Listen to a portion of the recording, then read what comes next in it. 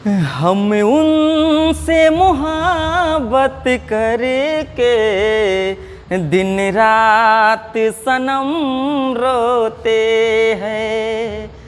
हो मेरी नींद गई, मेरा चैन गया, और चैन से वो सोते हैं।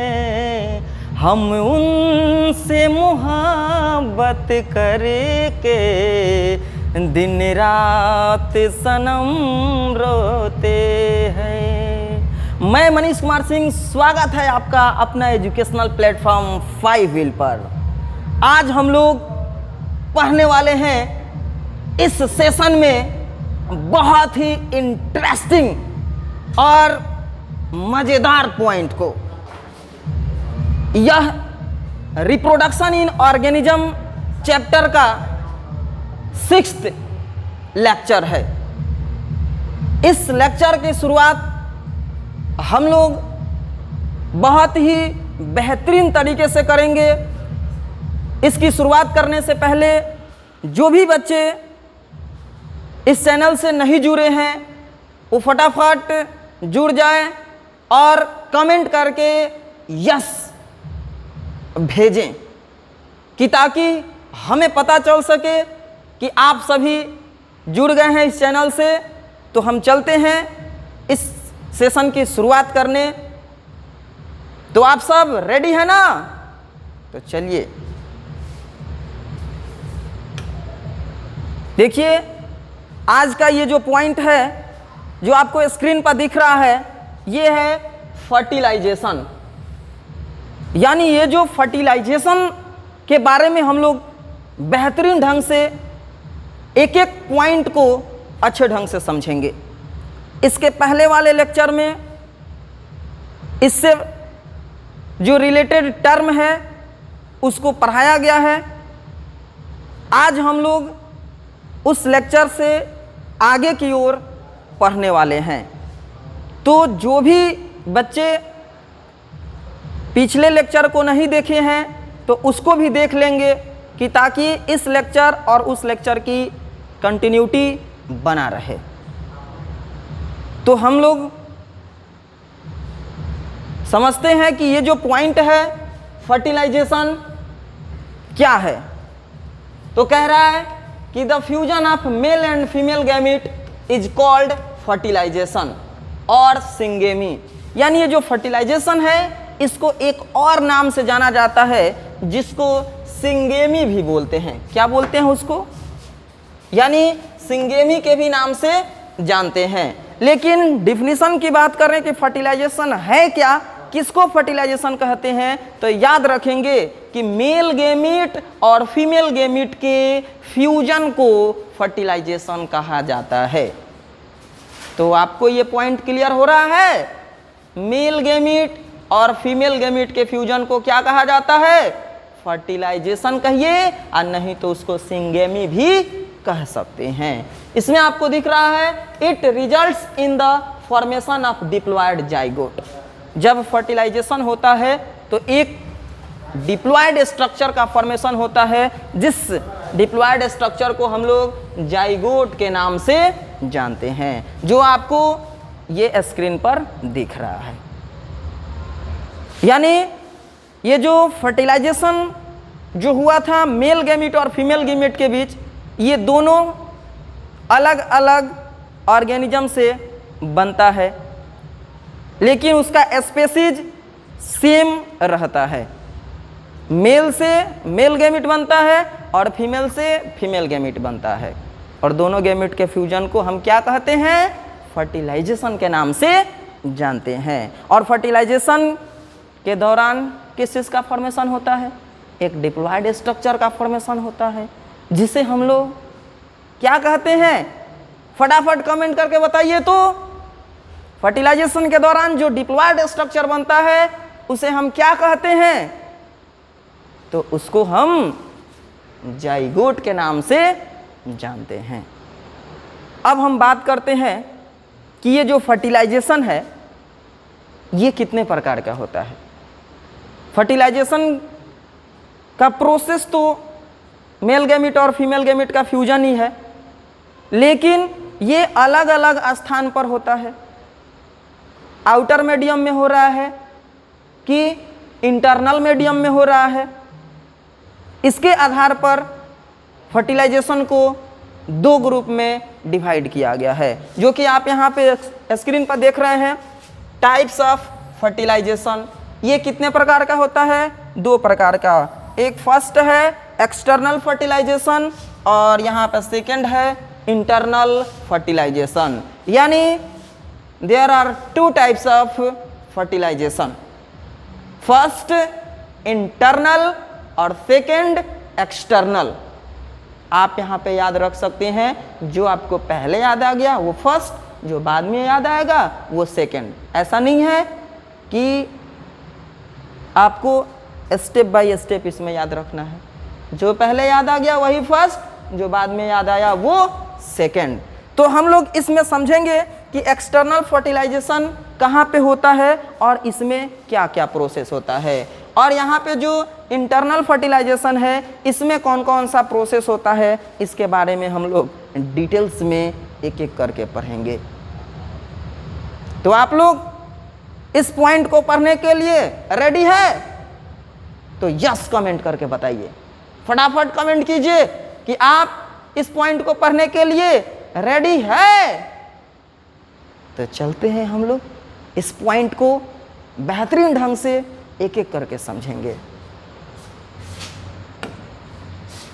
आपको स्क्रीन पर दिख रहा है, बहुत ही खूबसूरत डायग्राम के द्वारा आपको दिखाया गया है, और आपके सामने ये जो स्क्रीन पर विशेष रूप से डिजाइनिंग किया गया है, आप इस डिजाइनिंग को देखते रहें और इसके अंदर जो भी पॉइंट है उसको एक एक करके समझते रहें।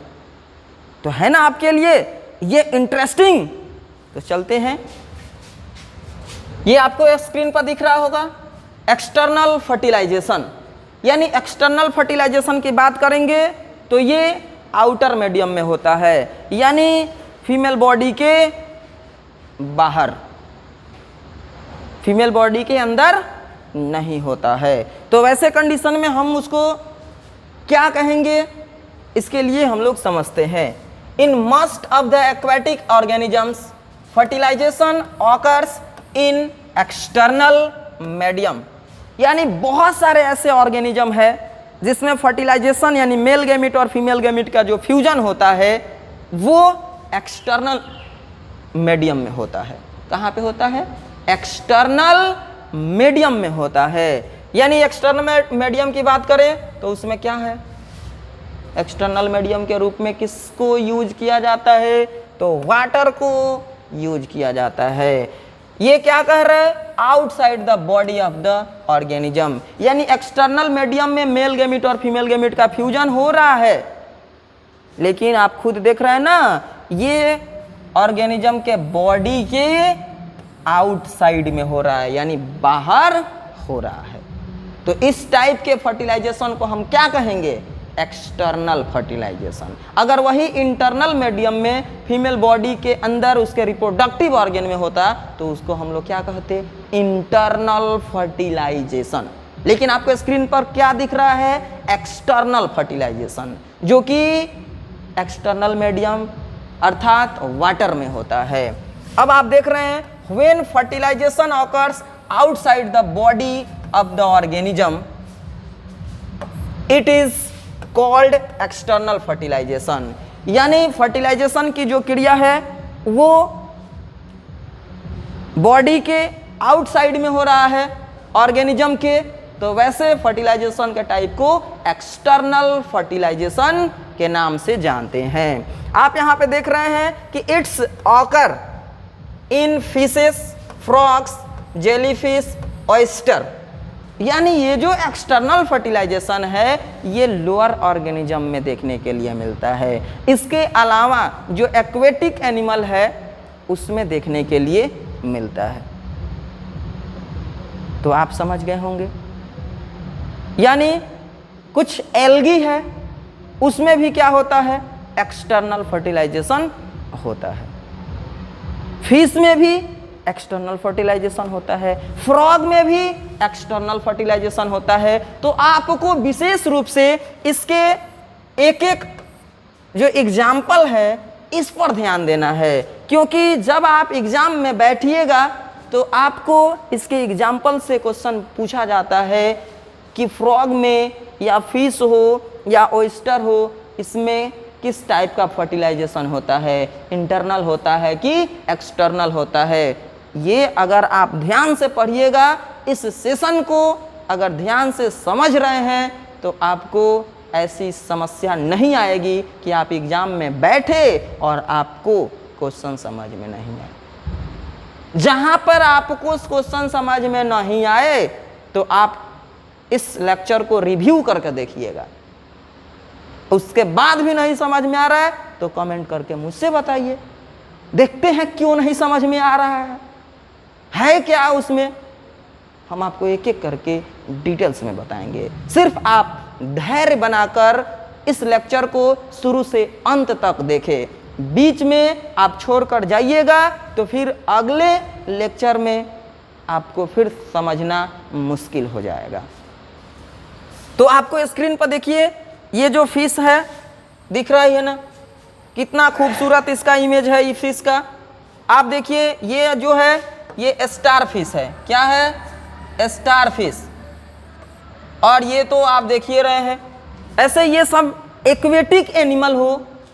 तो यहाँ पे आपको खुद दिख रहा है कि ये जो एक्सटर्नल फर्टिलाइजेशन की बात करते हैं तो ये अधिकांश एक्वेटिक एनिमल में ही होता है, क्योंकि एक्सटर्नल फर्टिलाइजेशन में जो गैमिट होता है वो मेल और फीमेल वो एक ही साथ क्या करते हैं, रिलीज कर देते हैं।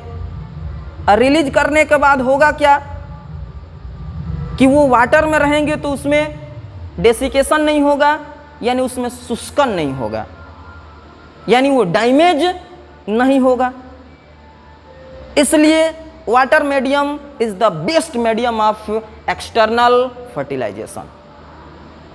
तो हम लोग देख रहे हैं कि ये अधिकांश कहाँ पे होगा, जल में होगा, इसलिए ये एक्वेटिक एनिमल में ही देखने के लिए मिलता है। क्या? External fertilization. तो चलते हैं हम लोग अगले पॉइंट की ओर। देखिए आपको स्क्रीन पर बहुत ही खूबसूरत और शानदार क्वेश्चन दिख रहा है। आप इस क्वेश्चन को देखिए और इस क्वेश्चन का सही आंसर क्या है आप कमेंट करके फटाफट बताइए। तो हम आपको समझा देते हैं कि क्वेश्चन क्या कह रहा है। कमेंट रुकना नहीं चाहिए, एकदम फटाफट, और वो भी करेक्ट आंसर आना चाहिए। आप सोचिए, समझिए और फटाफट बताइए। क्वेश्चन क्या है? When fertilization occurs in the outside of the body is called, यानी फर्टिलाइजेशन की जो क्रिया है अगर बॉडी के आउटसाइड में हो रहा है तो उसको हम क्या कहेंगे? फर्स्ट ऑप्शन है इंटरनल फर्टिलाइजेशन, सेकेंड ऑप्शन है एक्सटर्नल फर्टिलाइजेशन और थर्ड ऑप्शन है गैमेटोजेनेसिस और फोर्थ ऑप्शन है ऑल ऑफ दीज। तो आप फटाफट कमेंट कीजिए कि इन चारों ऑप्शन में से कौन सा बेस्ट ऑप्शन है इस क्वेश्चन के लिए। तो चलते हैं हम लोग, ये जो क्वेश्चन का सही जवाब क्या होने वाला है, तो ये आपको फर्स्ट ऑप्शन में क्या है, इंटरनल फर्टिलाइजेशन, सेकेंड ऑप्शन में दिख रहा है एक्सटर्नल फर्टिलाइजेशन और थर्ड ऑप्शन में दिख रहा है गैमेटोजेनेसिस और फोर्थ ऑप्शन है ऑल ऑफ दीज। तो फटाफट इसका कमेंट जो किए हैं तो इसका सही जवाब क्या होगा? तो इसका सही जवाब होगा आउटसाइड में अगर बॉडी के फर्टिलाइजेशन की क्रिया हो रही है तो उसको हम लोग क्या बोलेंगे? एक्सटर्नल फर्टिलाइजेशन, यानी इसका करेक्ट आंसर होगा ऑप्शन बी। चलते हैं हम लोग अगले पॉइंट की ओर। अगला पॉइंट है इंटरनल फर्टिलाइजेशन। जैसे आप जान रहे हैं कि फर्टिलाइजेशन कितने प्रकार का होता है? दो प्रकार का, यानी एक्सटर्नल फर्टिलाइजेशन और एक इंटरनल। आप अभी अभी पढ़े हैं एक्सटर्नल फर्टिलाइजेशन, जो फर्टिलाइजेशन की क्रिया बॉडी के आउटसाइड में होगा, यानी एक्सटर्नल मीडियम में होगा तो उसको हम लोग एक्सटर्नल फर्टिलाइजेशन कहेंगे। लेकिन इंटरनल फर्टिलाइजेशन की बात करें तो ये आउटर मीडियम में नहीं होता है, ये फीमेल बॉडी के अंदर ये प्रोसेस होता है। लेकिन फीमेल बॉडी में कहाँ, ये भी तो क्वेश्चन पूछा जा सकता है। तो फीमेल रिप्रोडक्टिव ऑर्गन में फर्टिलाइजेशन की क्रिया होती है, तो उसको हम लोग क्या कहते हैं, इंटरनल फर्टिलाइजेशन के नाम से जानते हैं। तो हम लोग समझते हैं in most of the terrestrial organisms fertilization occurs inside the body of the organism, यानी बहुत सारे ऐसे टेरेस्ट्रियल एनिमल हैं जो अर्थ पे रहते हैं, ये जल में रहने वाले प्राणी नहीं है। तो ऐसे टेरेस्ट्रियल एनिमल में फर्टिलाइजेशन की क्रिया कहाँ होती है, inside the body of the organism, यानी कि उसके बॉडी के अंदर होती है। तो उसके बॉडी के अंदर होती है तो क्या कहेंगे, this type of fertilization is called internal fertilization, यानी ऐसे फर्टिलाइजेशन के टाइप्स को क्या कहेंगे, इंटरनल फर्टिलाइजेशन। तो आपको बेहतरीन ढंग से समझ में आ रहा है ना, कमेंट करके बताते रहिए कि हाँ हम समझ रहे हैं। नहीं समझ में आ रहा है तो आप वीडियो को, लेक्चर को रिव्यू कर देख लें। एग्जाम्पल की बात करते हैं कि इंटरनल फर्टिलाइजेशन किसमें होता है, तो देखिए सम फंजाई है, रेप्टाइल्स है, बर्ड्स है, मैमल्स है, कुछ ब्रायोफाइट्स है, प्लांट में होता है, कुछ टेरिडोफाइट्स है, जिम्नोस्पर्म्स है और एंजियोस्पर्म्स है। यानी आपको स्क्रीन पर जो भी एग्जाम्पल दिख रहा है इन सब में जो फर्टिलाइजेशन की क्रिया होती है वो कौन सा होता है, इंटरनल फर्टिलाइजेशन होता है। यानी कुछ प्लांट में भी इंटरनल फर्टिलाइजेशन होता है और एनिमल में भी इंटरनल फर्टिलाइजेशन होता है। लेकिन जो एक्वेटिक एनिमल है उसमें फर्टिलाइजेशन की क्रिया देखने के लिए मिलता है क्या, एक्सटर्नल। लेकिन आप यहाँ पे देखिए ये कुछ फंजाई है। रेप्टाइल्स की बात करें तो रेप्टाइल्स किसको कहते हैं, जो रेंग कर चलने वाले ऑर्गेनिज्म होते हैं उसको हम लोग रेप्टाइल्स कहते हैं। जैसे आप लिजार्ड को बात देख लीजिए, स्नेक देख लीजिए, क्रोकोडाइल को देख लीजिए, जो रेंग कर चलेगा उसको हम क्या कहेंगे, रेप्टाइल्स कहते हैं। बर्ड्स की बात करेंगे तो जो एग लेइंग एनिमल में जो उड़ने वाले हैं, जो अंडा देते हैं, उसको हम क्या कहेंगे, बर्ड्स कहेंगे। लेकिन बर्ड्स में भी कुछ ऐसे हैं जो अंडा तो देते हैं लेकिन उड़ते नहीं हैं। जैसे आप नाम जानते होंगे ऑस्ट्रिच का, जो अफ्रीका के जंगलों में ये पाई जाने वाली क्या है, बर्ड्स है।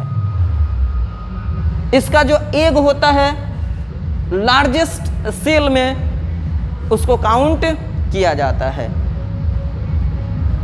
यानी आप समझ रहे हैं कि ऑस्ट्रिच अंडा देती है लेकिन ये उड़ती नहीं है, फिर भी उसको हम क्या कहते हैं, बर्ड्स कहते हैं। मैमल्स की बात करेंगे तो जो सीधे डायरेक्ट बच्चे को जन्म देने वाले जितना भी ऑर्गेनिज्म है, उस एनिमल है, उसको हम मैमल्स कहते हैं। ब्रायोफाइट्स की बात करेंगे तो ये प्लांट को जब कैटेगराइज किया जाता है तो वो प्लांट के जो लोअर प्लांट होते हैं उसमें आता है ब्रायोफाइट्स, और ये है टेरिडोफाइट्स, ये भी प्लांट का ही क्या है, एक टाइप है। किंगडम प्लांटी को जब डिवाइड किया जाता है तो उसको अलग अलग ग्रुप में, यानी ब्रायोफाइट्स में, और ब्रायोफाइटा ग्रुप को बोलते हैं, टेरिडोफाइटा ग्रुप को बोलते हैं, और उसमें रहने वाले प्लांट को ब्रायोफाइट्स और टेरिडोफाइट्स के नाम से जानते हैं। यहाँ पे देखिए जिम्नोस्पर्म है।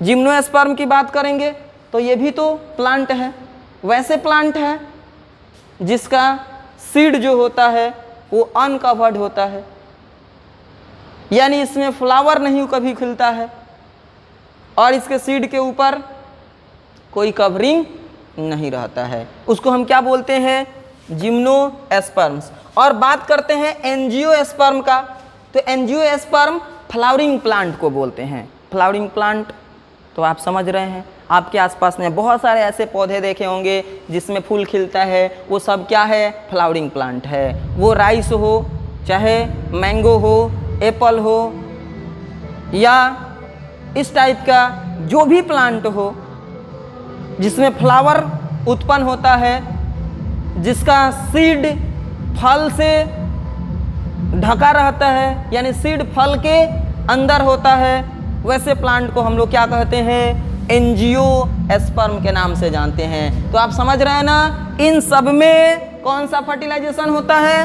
इंटरनल फर्टिलाइजेशन होता है। तो आप एक एक करके इस एग्जाम्पल को याद कर लेंगे कि ताकि आगे चलकर जो क्वेश्चन आए तो वो क्वेश्चन आप आसानी से बना सके। तो हम लोग चलते हैं अगले पॉइंट की ओर। अगला पॉइंट देखिए, आपको स्क्रीन पर बेहतरीन सा एक क्वेश्चन दिख रहा है। आप इस क्वेश्चन को देखिए और फटाफट कमेंट कीजिए कि इसका सही जवाब क्या होगा। आपको एक एक पॉइंट के साथ क्वेश्चन को जोड़ कर रखे हैं कि ताकि आप जिस पॉइंट को पढ़ रहे हैं ये पॉइंट आपको समझ में आ रहा है या नहीं आ रहा है। कुछ क्वेश्चन आपको इसके पिछले लेक्चर से भी मिलेगा, इसलिए आप अगर ये पीछे वाले लेक्चर नहीं देखे हैं तो उसको भी देख लेंगे कि ताकि इसमें दिए हुए कुछ ऐसा भी क्वेश्चन आएगा जो इस लेक्चर में आपको नहीं पढ़ाया गया है तो वो समझने में आपको परेशानी नहीं होगी, आप उसका सही जवाब बता सकते हैं। तो इसके लिए आपको क्या करना होगा? पीछे वाले लेक्चर को देखना होगा, कंटिन्यू शुरू से अंत तक। तो आप देखिए क्वेश्चन क्या है, इंटरनल फर्टिलाइजेशन टेक्स प्लेस।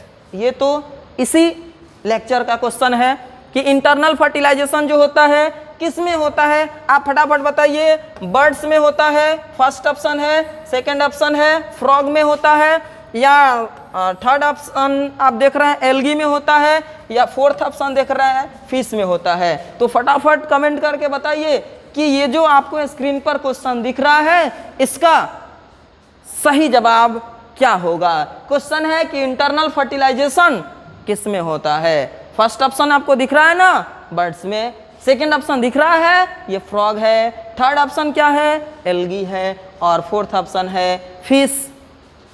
तो फटाफट कमेंट कीजिए और सही जवाब भेजिए, कमेंट का लाइन लगा दीजिए। कमेंट रुकना नहीं चाहिए। अगर आपको सही जवाब मालूम है तो आप इसी के लिए तो पढ़ रहे हैं कि कहीं भी आपसे कोई क्वेश्चन पूछे, आप जानते हैं तो बिना बताए रहना नहीं है, उसको सही जवाब देकर ही छोड़ना है। तो कमेंट रुकना नहीं चाहिए। देखिए कमेंट रुक गया है, आप फटाफट कमेंट कीजिए। देखिए कुछ बच्चे गलत जवाब देते हैं और बाद में उसको डिलीट भी कर देते हैं। कोई बात नहीं है, गलत हो गया तो आप उसको अच्छे ढंग से समझ लीजिए।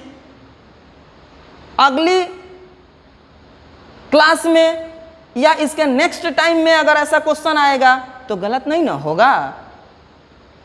गलती तो इंसान से ही होती है, लेकिन आप उसको सुधारने का प्रयास कीजिएगा तो फिर कभी गलती नहीं होगा। तो आप जो कमेंट किए हैं इस क्वेश्चन के हिसाब से, तो सही जवाब जो आपको स्क्रीन पर दिख रहा है कि इंटरनल फर्टिलाइजेशन जो होता है किस में होता है? तो बर्ड्स में होता है। इसका सही ऑप्शन ए। तो आपको समझ में आ रहा है ना कितना इंटरेस्टिंग है। बर्ड्स आपको इसके पहले वाले टर्म में पढ़ाया गया था तो बताया गया था कि बर्ड्स हो, मैमल्स हो, रेप्टाइल्स हो, या कुछ ऐसे फंजाई है, इन सब में कौन सा फर्टिलाइजेशन होता है? इंटरनल फर्टिलाइजेशन होता है। प्लांट की बात करेंगे, जितना हायर प्लांट है जिसमें सेक्सुअल रिप्रोडक्शन हुआ या सेक्सुअल रिप्रोडक्शन होता है उसमें फर्टिलाइजेशन इंटरनल होता है। तो चलते हैं हम लोग अगले पॉइंट की ओर। अगला पॉइंट आपको स्क्रीन पर दिख रहा है। आपको स्क्रीन पर कौन सा पॉइंट दिख रहा है? फटाफट कमेंट करके बताइए। क्या इस पॉइंट को आप पढ़ना चाहते हैं? तो पढ़ना चाहते हैं तो फटाफट कमेंट कीजिए कि ये कौन सा पॉइंट आपको स्क्रीन पर दिख रहा है। ये जो आपको स्क्रीन पर दिख रहा है ये है पार्थेनोजेनेसिस। यानी हम बात करते हैं इस पार्थेनोजेनेसिस का, तो ये एक क्या है, एक प्रोसेस है। ये कैसा प्रोसेस है, इसको हम आपको समझाते हैं कि इस प्रोसेस में क्या होता है, कि आगे चलकर आपको ऐसे प्रोसेस को समझने में कोई कठिनाई नहीं होगा। क्या कह रहा है, the process of development of new organisms without fertilization of female gametes is called parthenogenesis. यानी पार्थेनोजेनेसिस एक ऐसी प्रक्रिया है जिसमें न्यू ऑर्गेनिज्म का डेवलपमेंट होता है, लेकिन इसमें फर्टिलाइजेशन की क्रिया नहीं होती है। गैमेट तो बन गया है, लेकिन फीमेल गैमेट में बिना फर्टिलाइजेशन हुए ही अगर नए ऑर्गेनिज्म का फॉर्मेशन हो जा रहा है, तो ऐसी घटना को, ऐसी प्रोसेस को हम लोग पार्थेनोजेनेसिस के नाम से जानते हैं, जिसको हिंदी में अनिषेक जनन भी कहा जाता है। तो आप समझ रहे हैं ना पार्थेनोजेनेसिस क्या है। अगर फीमेल गैमेट में बिना फर्टिलाइजेशन हुए न्यू ऑर्गेनिज्म का फॉर्मेशन हो जाएगा, तो हम उस प्रोसेस को क्या कहेंगे, उस प्रोसेस को बोलेंगे पार्थेनोजेनेसिस। आप बात करते हैं कि ये जो पार्थेनोजेनेसिस होता है किस ऑर्गेनिज्म में देखने के लिए मिलता है। तो देखिए कुछ एग्जांपल है, ये हनी बी है, आप मधुमक्खी को देखे हैं ना, उसमें ऐसी घटना देखने के लिए मिलता है पार्थेनोजेनेसिस का। रोटीफर्स, कुछ लिजार्ड है, उसमें भी देखने के लिए मिलता है। एंट है, जिसको चिट्टी के नाम से जानते हैं, उसमें भी देखने के लिए मिलता है। ऐसे बहुत सारे ऑर्गेनिज्म आपको मिल जाएंगे जिसमें पार्थेनोजेनेसिस की क्रिया होती है। तो आप समझ रहे हैं, देखिए आपको स्क्रीन पर बहुत ही खूबसूरत और बेहतरीन ढंग से यहाँ पे दिखाया गया है। ये क्या है, ये किसका इमेज है, हनी बी का। किसका है, हनी बी का इमेज है। और यहाँ पे बात करते हैं, ये जो आप स्ट्रक्चर देख रहे हैं ये किसका है, रोटीफर्स का है, जो एक प्रकार का एक्वेटिक ऑर्गेनिज्म है, जल में रहने वाला ये जीव है। आपके लिए ये स्क्रीन पर इसलिए दिखाया गया कि ताकि आप इसे ऑर्गेनिज्म को कभी शायद देखे नहीं होंगे, तो आप यहाँ से देखिए, पहचानिए। अगर ऐसा ऑर्गेनिज्म आपको फिर कहीं दिखे तो आप समझ जाइएगा कि ये क्या है, रोटीफर्स है। और आपको स्क्रीन पर देखिए, इसको तो आप देखे होंगे। फटाफट कमेंट करके बताइए कि स्क्रीन पर जो आपको ये इमेज दिख रहा है, ये इमेज किसका है। फटाफट कमेंट कीजिए तो, और फटाफट बताइए कि इसका नाम क्या है। तो इसका नाम है लिजार्ड। क्या नाम है, लिजार्ड। यानी इसको हम लोग छिपकली के नाम से जानते हैं। ये वाल लिजार्ड है जो आपके घर में, आपके दीवालों पर दिखती होगी। कुछ बच्चे इसको देखकर डर जाते हैं, तो कुछ बच्चे इसको देख लेते हैं तो मारकर भगाने के चक्कर में पड़ जाते हैं। घर में दीवार पर कहीं दिखने नहीं देते हैं। आपको पता है ये क्या करती है, लोग घर में जो लाइट जलता है तो जो छोटी छोटी इंसेक्ट्स उसके आसपास में घूमती है लोग ना, उस इंसेक्ट्स को ये खा जाते हैं लोग। यानी इस धरती पर जितना भी ऑर्गेनिज्म है सबका कुछ ना कुछ काम है इस पूरे इन्वायरमेंट को, इस पूरे वर्ल्ड को बैलेंस बनाकर रखने का काम कौन करते हैं, तो यही तो ऑर्गेनिज्म। शायद हम उसके बारे में नहीं जानते हैं, लेकिन नेचर के द्वारा उसको यहाँ पे भेजा गया है, बनाया गया है, तो समझ लीजिए कि उसका कुछ ना कुछ काम है। ये हमारे आसपास के इकोसिस्टम को ये क्या करता है, बैलेंस करके रखता है। तो आपको ये स्क्रीन पर बेहतरीन ढंग से जो इमेज दिखाया गया है, ये जो पॉइंट है पार्थेनोजेनेसिस, स्पष्ट रूप से समझ में आ गया होगा। आ गया है तो कमेंट में यस करके बताइए तो, क्या आपको ये पॉइंट समझ में आया है? आ गया है, ठीक है। चलते हैं हम लोग अगले पॉइंट की ओर। और आपको स्क्रीन पर दिख रहा है पोस्ट फर्टिलाइजेशन इवेंट्स, यानी सेक्सुअल रिप्रोडक्शन की हम बात करें तो इसमें 3 इवेंट्स होता है पूरे सेक्सुअल रिप्रोडक्शन के दौरान। फर्स्ट इवेंट्स आपको बताया गया है pre fertilization events, second fertilization, और थर्ड जो इवेंट है इसको बोलते हैं पोस्ट फर्टिलाइजेशन इवेंट्स। आप पिछले वाले लेक्चर में प्री फर्टिलाइजेशन इवेंट्स को पढ़े थे, जिसमें गैमेटोजेनेसिस और गैमीट ट्रांसफर ये 2 प्रोसेस होता है। और आज इस लेक्चर की शुरुआत जो हम लोग किए थे सेकेंड इवेंट्स से किए थे, जिसको हम लोग फर्टिलाइजेशन इवेंट्स के नाम से जानते हैं। तो फर्टिलाइजेशन आपको समझ में आ गया है, और फर्टिलाइजेशन कितने प्रकार का होता है ये भी बात आप अच्छे ढंग से समझ गए हैं। नहीं समझे हैं तो रिव्यू कर कर एक बार देख लेंगे। अभी तो आप लाइव क्लास से जुड़े हुए हैं, अभी आप रिव्यू कीजिएगा तो फिर आगे आपको समझना मुश्किल हो जाएगा, इसलिए अभी तत्काल आगे ही देखिए, और जब ये क्लास ओवर हो रहा है तो उसके बाद आप रिव्यू करके देख लीजिएगा। तो आपको ये स्क्रीन पर दिख रहा है जो पोस्ट फर्टिलाइजेशन इवेंट्स है, इसको हम कैसे समझेंगे तो आइए देखते हैं। All the events that occur after fertilization, यानी वह सभी इवेंट्स जो फर्टिलाइजेशन के बाद होता है, उस इवेंट्स को हम लोग क्या कहेंगे? Post fertilization events. यानी वैसा इवेंट्स जो फर्टिलाइजेशन के बाद होता है उसे क्या कहेंगे?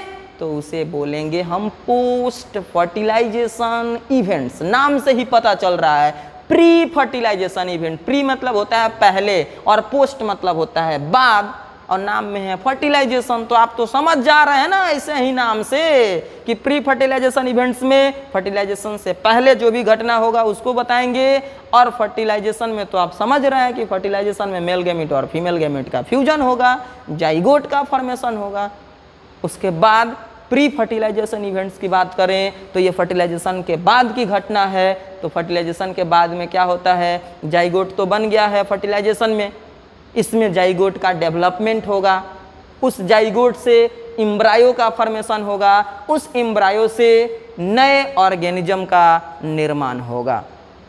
तो हम लोग एक एक करके समझते हैं कि इस पोस्ट फर्टिलाइजेशन इवेंट्स में क्या क्या टर्म हमें जानना है। तो आप देख रहे हैं कि these events are development of zygote, यानी या पोस्ट फर्टिलाइजेशन इवेंट्स में आप देख रहे हैं इसमें क्या होगा? डेवलपमेंट ऑफ जाइगोट, और अगला आप देख रहे हैं एम्ब्रायोजेनेसिस। यानी ये 2 प्रोसेस को हमें बहुत ही बेहतरीन ढंग से समझना है। कौन कौन? डेवलपमेंट ऑफ जाइगोट और एम्ब्रायोजेनेसिस। डेवलपमेंट ऑफ जाइगोट की बात करेंगे तो जाइगोट तो जानते हैं कि एक डिप्लॉयड सेल है, ये मेल गैमीट और फीमेल गैमीट के फ्यूजन के बाद बनता है, जब फर्टिलाइजेशन की क्रिया कंप्लीट होती है। तो ये जो जाइगोट डिप्लॉयड सेल है इसमें क्या होगा? डिवीजन होता है, और कौन सा डिवीजन? तो माइटोसिस सेल डिवीजन होता है।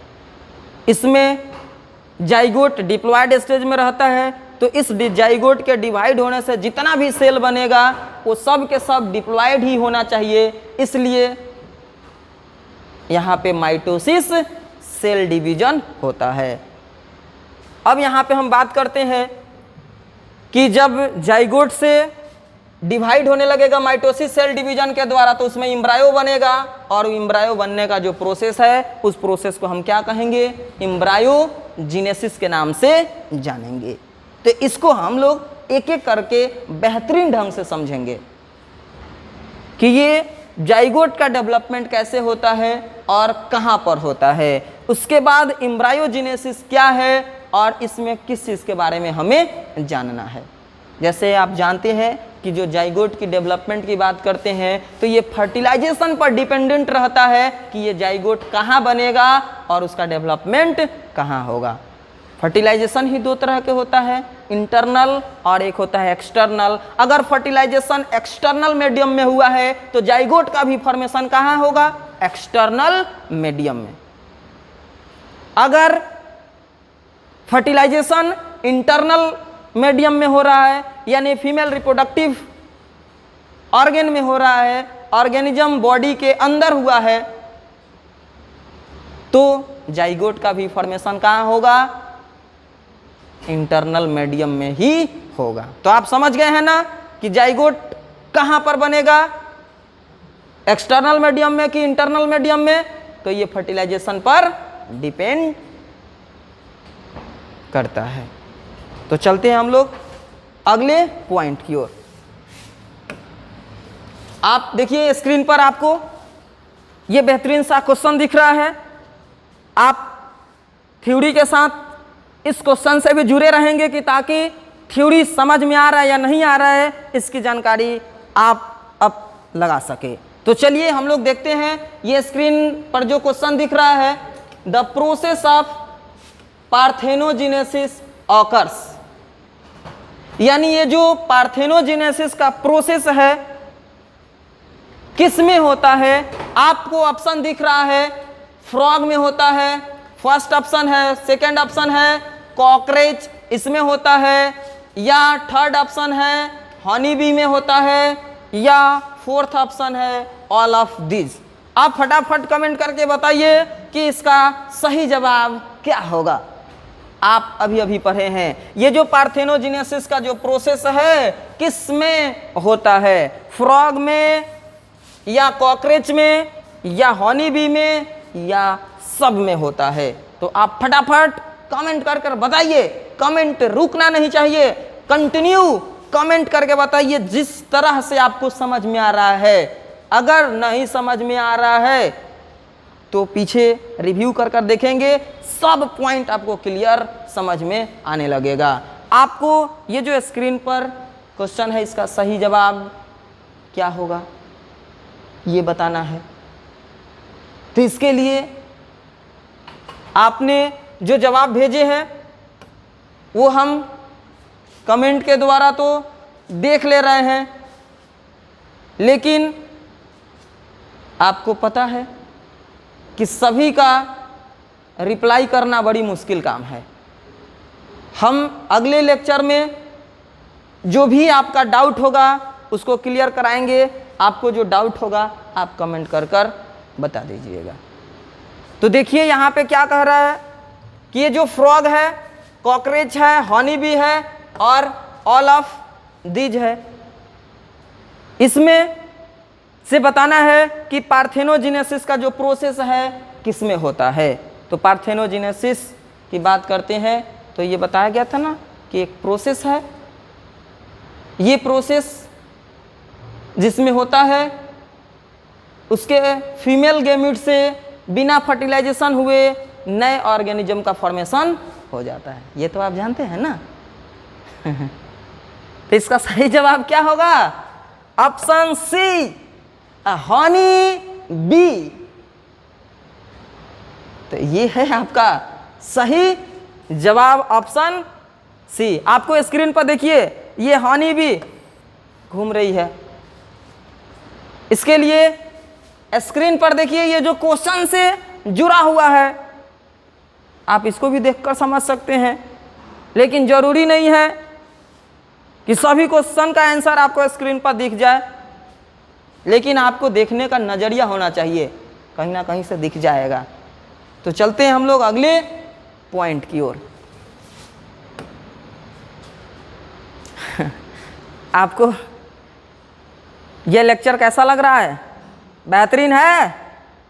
तो कमेंट कीजिए, लाइक कीजिए और फॉरवर्ड करके अपने दोस्तों और साथियों को भी बताइए कि ये लेक्चर देखना अत्यंत आवश्यक है एग्जाम के पॉइंट ऑफ व्यू से, क्योंकि बेहतरीन क्वेश्चन के साथ ये लेक्चर चल रहा है।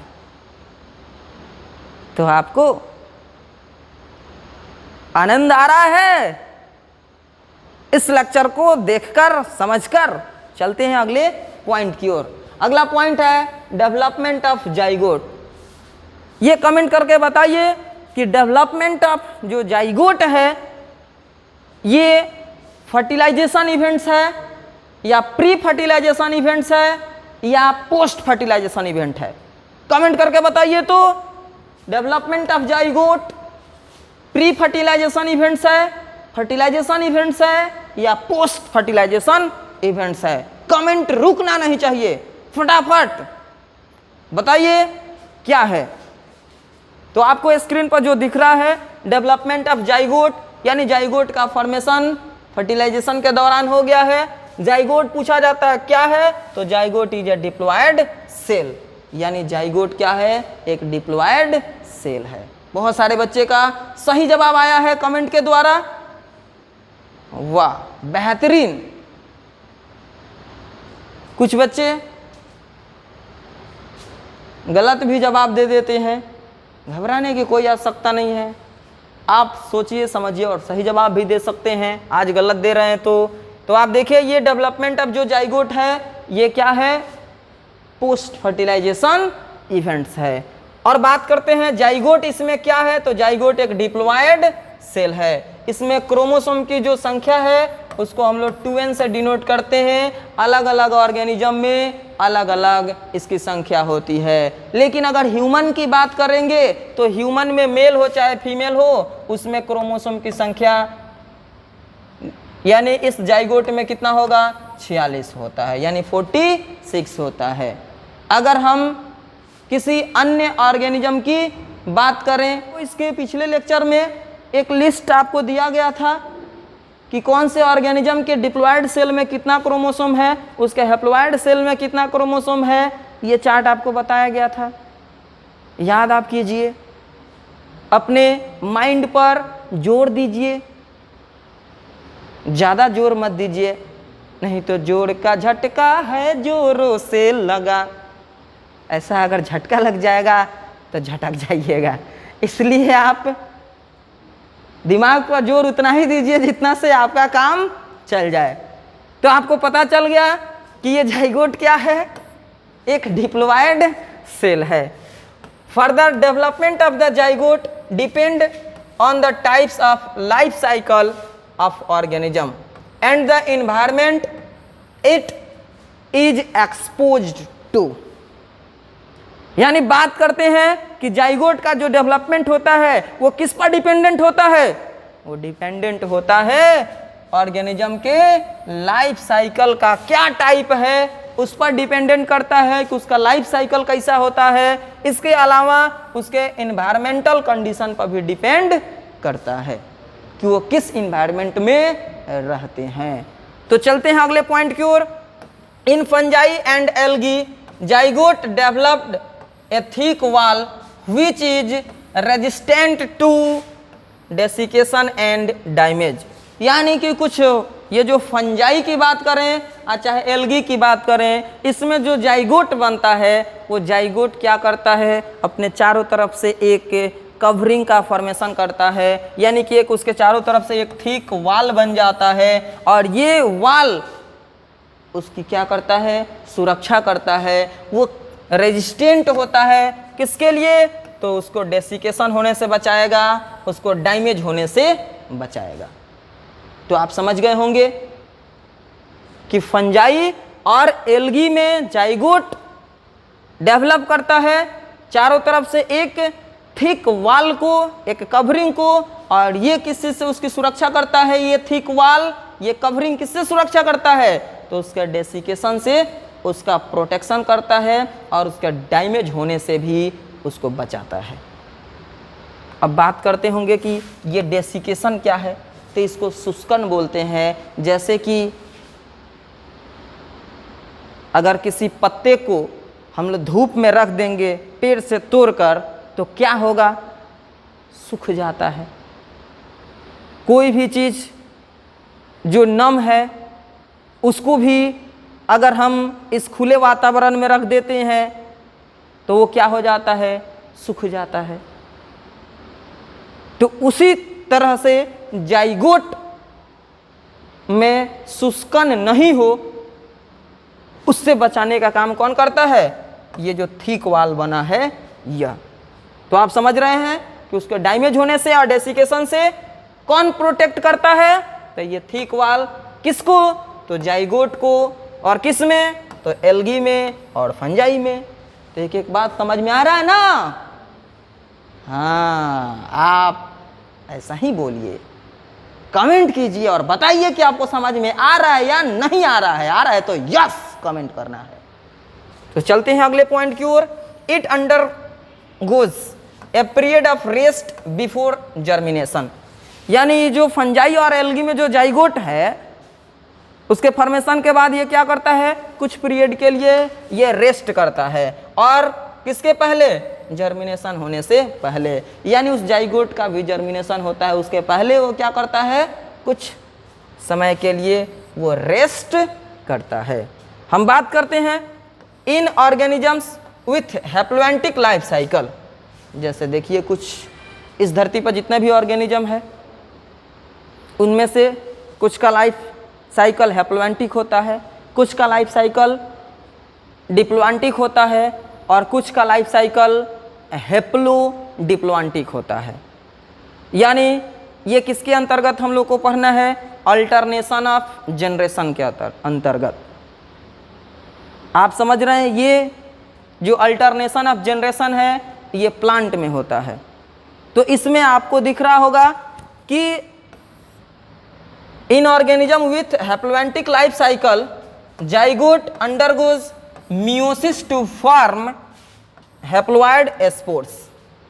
यानी जिस ऑर्गेनिज्म का लाइफ साइकिल हैप्लोएंटिक होता है, यानी उसका पूरा पेरेंटल बॉडी हैप्लोइड होता है, तो उसमें जाइगोट जो बना था वो तो डिप्लॉयड ही होगा, लेकिन उस जाइगोट में फिर से मियोसिस सेल डिवीजन होगा और मियोसिस सेल डिवीजन होने के बाद वो क्या करेगा, जाइगोट स्पोर का फॉर्मेशन करेगा।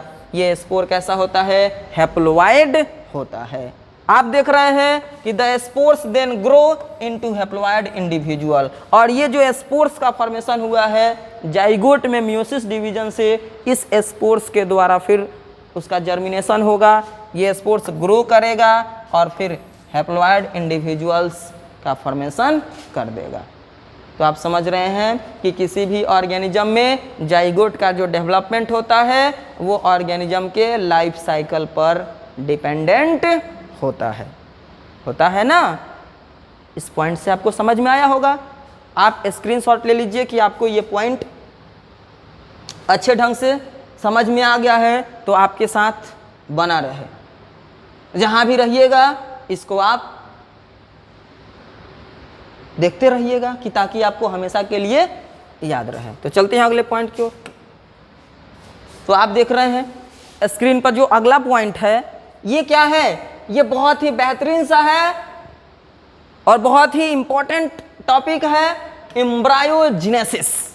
क्या है, एम्ब्रायोजेनेसिस। यानी इस एम्ब्रायोजेनेसिस की बात करें तो आपको लग रहा है कि इस पॉइंट को हम पहले भी पढ़ चुके हैं या इसके बारे में कुछ जानते हैं। नहीं जानते हैं तो हम आपको बताते हैं कि एम्ब्रायोजेनेसिस में क्या होता है। तो देखिए शुरू करते हैं, ये क्या है एम्ब्रायोजेनेसिस। एम्ब्रायोजेनेसिस की बात करें तो the process of development of embryo from the zygote is called embryogenesis. यानी एम्ब्रायो के डेवलपमेंट को हम क्या कहते हैं, एम्ब्रायोजेनेसिस कहते हैं। इस एम्ब्रायो का डेवलपमेंट किससे होता है, तो जाइगोट से होता है। और जाइगोट से एम्ब्रायो का जो डेवलपमेंट होता है, एम्ब्रायो का फॉर्मेशन होता है, वो किस डिवीजन के द्वारा होता है, तो वहाँ पर याद रखेंगे माइटोसिस सेल डिवीजन के द्वारा होता है। पिछले वाले लेक्चर में आपको माइटोसिस और मियोसिस के बारे में कुछ जानकारी दिए थे कि माइटोसिस और मियोसिस क्या है, आप उसको देखकर अच्छे ढंग से समझिए। आप यहाँ पे याद रखिए कि जाइगोट से एम्ब्रायो का फॉर्मेशन माइटोसिस के द्वारा होता है। आप यहाँ पे देखिए, during this process zygote undergoes mitosis and cell differentiation, यानी जब जाइगोट में माइटोसिस सेल डिवीजन होता है तो उसके बाद क्या होता है, सेल का नंबर इंक्रीज होता है। सेल का नंबर इंक्रीज होने के बाद उस सेल का डिफरेंशिएशन होता है। डिफरेंशिएशन होने के बाद अब होगा क्या, cell division increase the number of cell in the developing embryo, यानी जब उसमें माइटोसिस सेल डिवीजन होगा तो इस सेल डिवीजन के दौरान क्या होगा, सेल के नंबर इंक्रीज करेगा कि ताकि एम्ब्रायो का डेवलपमेंट हो सके। Cell differentiation result in formation of different types of tissue and organs. जब सेल का डिफरेंशिएशन होता है तो उस सेल के डिफरेंशिएशन से वो एक स्पेशल प्रोसेस से होकर गुजरता है और डिफरेंट टाइप्स के बहुत सारा सेल एक साथ इकट्ठा होकर टिश्यू का फॉर्मेशन करते हैं और टिश्यू से ऑर्गन बनता है। आप जानते हैं ना, पहले स्टार्टिंग जो हुआ है किसी से हुआ, एक सिंगल सेल से हुआ, यानी सेल के डिवीजन से सेल का नंबर इंक्रीज हुआ और उसके बाद उस नंबर ऑफ सेल में क्या हुआ, उसका डिफरेंशिएशन हुआ तो उससे टिश्यू का फॉर्मेशन हुआ और टिश्यू से डिफरेंट टाइप्स के ऑर्गन बने और ऑर्गन से फिर ऑर्गन सिस्टम बनेगा और ऑर्गन सिस्टम से मिलकर बहुत सारे ऑर्गेनिज्म का फॉर्मेशन होगा, यानी एक इंडिविजुअल का फॉर्मेशन होगा। यानी इस धरती पर जितना भी ऑर्गेनिज्म है, जितने भी आप हायर लेवल के ऑर्गेनिज्म देखिए और चाहे लोअर लेवल के ऑर्गेनिज्म देखिए, उसकी शुरुआत जो हुआ है सिंगल सेल से ही हुआ है। आप जो अपने आप को इस धरती का सबसे समझदार प्राणी समझते हैं तो आपका भी फॉर्मेशन एक सिंगल सेल से ही हुआ है, जिसको हम जाइगोट के नाम से जानते हैं। और उस जाइगोट से एम्ब्रायो का फॉर्मेशन हुआ, एम्ब्रायो से आपका। तो आपको ये इंटरेस्टिंग पॉइंट कैसा लग रहा है, कमेंट कीजिए यस, कि ताकि हमारे पास इसका जवाब आए तो हम समझ सके कि आप भी समझ रहे हैं। तो चलते हैं अगले पॉइंट की ओर, which eventually results in formation of an organism. जब ये डिफरेंट टाइप्स के टिश्यू बन जाते हैं और टिश्यू से ऑर्गन बन जाते हैं तो उस ऑर्गन से लास्ट में रिजल्ट उसका क्या बनता होता है, तो उससे नए ऑर्गेनिज्म का फॉर्मेशन हो जाता है। तो आपको पता चल गया कि जाइगोट का डेवलपमेंट कैसे होता है और लास्ट कंडीशन में वो ऑर्गेनिज्म के फॉर्म में कैसे बन जाते हैं। तो चलते हैं हम लोग अगले पॉइंट की ओर। देखिए आपको स्क्रीन पर ये क्वेश्चन दिख रहा है, बेहतरीन ढंग से और खूबसूरत डायग्राम के साथ दिख रहा है। आप इसको देखिए और इस क्वेश्चन का सही जवाब कमेंट कर कर भेजिए। हम आपको बताते हैं ये क्वेश्चन क्या कह रहा है। The process of development of embryo is called, यानी एम्ब्रायो के डेवलपमेंट के प्रोसेस को क्या कहेंगे। The process of development of embryo is called. फटाफट कमेंट कीजिए और सही जवाब भेजिए कि इसका सही आंसर क्या होगा। गलत जवाब टाइप करने के बाद डिलीट मत कीजिए। आपको ये याद रखना होगा कि आज गलत हो रहा है, अगर हम ध्यान से पढ़ेंगे तो सही भी होगा। आप अभी टेंशन में आ जाइएगा तो फिर कैसे समझिएगा। आपको इस सेशन के अंत तक बने रहना है। आज हम इस चैप्टर को समाप्त करके ही छोड़ेंगे। बहुत सारे पॉइंट को हम लोग पढ़ चुके हैं और बहुत कम इस चैप्टर में बच गया है, उसको हम लोग एक एक करके बेहतरीन ढंग से समझ लेंगे। और उस पॉइंट को हम क्वेश्चन के साथ जोड़ कर रखे हैं कि ताकि आप अपने एबिलिटी को भी देखते चलें और परखते चलें कि आप जो भी पीछे पढ़ाई कर रहे हैं वो आपके ब्रेन में स्टोर हो रहा है या नहीं हो रहा है। तो चलिए आप फटाफट कमेंट कीजिए और बताइए इसका सही जवाब क्या होगा। फर्स्ट ऑप्शन है पार्थेनोजेनेसिस, सेकंड ऑप्शन है एम्ब्रायोजेनेसिस, थर्ड ऑप्शन है गैमेटोजेनेसिस और फोर्थ ऑप्शन है स्पोरोजेनेसिस। तो आपको ये जो 4 ऑप्शन दिख रहा है, इस 4 ऑप्शन में से सही जवाब क्या होगा? तो बहुत सारा जवाब आया है, जिसमें से हम देख रहे हैं कि काफी बच्चों ने सही आंसर भेजा है। इसका सही जवाब है embryogenesis. The process of development of embryo is called embryogenesis. इसका सही ऑप्शन बी है। बहुत ही इंटरेस्टिंग है ना? है, समझ रहे हैं, बहुत ही इंटरेस्टिंग है आपके लिए और आपके एग्जाम के पॉइंट से भी बहुत ही बेहतरीन है। आप जुड़े रहिए इस चैनल से और मुझसे ऐसे इंटरेस्टिंग पॉइंट को समझना है। तो ऐसे तो ये अभी शुरुआत है, आगे आगे देखते चलिए क्या होता है। चलते हैं अगले पॉइंट की ओर। आपको देखिए स्क्रीन पर खूबसूरत सा क्वेश्चन दिख रहा है। इस क्वेश्चन को पढ़िए और आप इसके जवाब को भी भेजिए। अभी अभी आप इस पॉइंट के बारे में पढ़े हैं, तो आप बताइए फटाफट क्वेश्चन क्या कह रहा है। In which of the following water is essential for gamete transfer.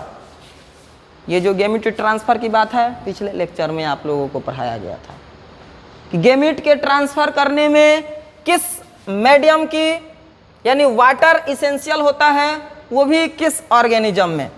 First option है एल्गी, सेकेंड ऑप्शन है मेज, थर्ड ऑप्शन है कोकोनट और फोर्थ ऑप्शन है लिजार्ड। तो फटाफट बताइए कमेंट करके कि इस क्वेश्चन का सटीक और करेक्ट आंसर क्या होगा। तो आपको ऐसा ही बेहतरीन क्वेश्चन से हम मिलाते रहेंगे। आप सिर्फ इस चैनल से जुड़े रहिए। तो इस क्वेश्चन का सही जवाब बहुत सारे बच्चों ने सही कमेंट किए हुए हैं, कुछ बच्चे अभी भी पीछे छूट गए हैं। तो देखिए इसको फटाफट कमेंट करके बताइए कि सही जवाब क्या होगा। इसका correct answer option A algae, यानी इसमें गैमीट के ट्रांसफर के लिए वाटर मीडियम इसेंशियल होता है। आपको स्क्रीन पर दिख रहा होगा, देखिए कुछ ये एल्गी जो है ना, एक शैवाल है, खरपतवार है, ये सब जल में पाया जाता है। एक्वेटिक प्लांट है, तो एक्वेटिक प्लांट है तो इसमें गैमीट को ट्रांसफ़र करने के लिए मीडियम के फॉर्म में किस चीज़ का आवश्यकता होता है, तो वाटर की आवश्यकता होती है। तो है ना आपके लिए ये बेहतरीन पॉइंट। तो चलते हैं अगले पॉइंट की ओर। देखिए ये जो हम लोग एम्ब्रायोजेनेसिस पढ़ रहे हैं, एनिमल में एक्सटर्नल भी होता है और इंटरनल भी होता है। इसके आधार पर एनिमल को 2 ग्रुप में कैटेगराइज कर दिया गया है। एक को बोलते हैं ओविपेरस एनिमल और एक को बोलते हैं विविपेरस एनिमल। तो हम लोग बात करेंगे कि किस टाइप के ऑर्गेनिज्म को ओविपेरस कहेंगे और किस टाइप के ऑर्गेनिज्म को विविपेरस कहेंगे। तो आप भी जानना चाहते हैं कि किसको ओविपेरस कहेंगे और किसको विविपेरस कहेंगे, तो कमेंट में यस लिख कर भेजिए।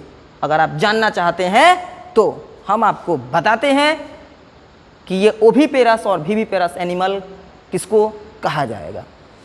आपको स्क्रीन पर दिख रहा है ये ओविपेरस ऑर्गेनिज्म, यहाँ पे कह सकते हैं, एनिमल कह सकते हैं। ये प्लांट में नहीं होता है, सिर्फ एनिमल में होता है, याद रखेंगे। आप देखिए यहाँ पे क्या कह रहा है, when embryo develops inside egg but outside the body of the organism. यानी आप देख रहे हैं कि एम्ब्रायो का डेवलपमेंट एग के अंदर हो रहा है, लेकिन